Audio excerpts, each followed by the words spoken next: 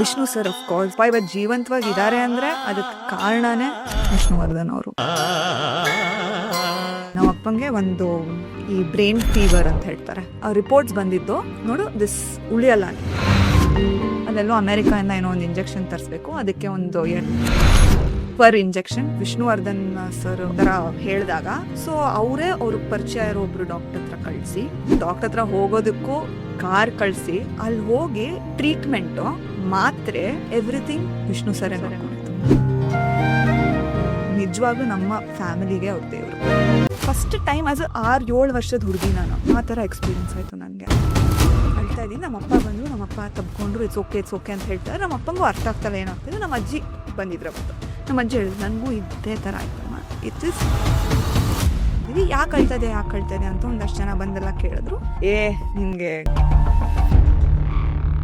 ಅಂತ ಹೇಳ್ಬಿಟ್ರು ಅಷ್ಟೇ, ಆರಾಮಾಗಿ ಹೋಗಲಿಲ್ಲ.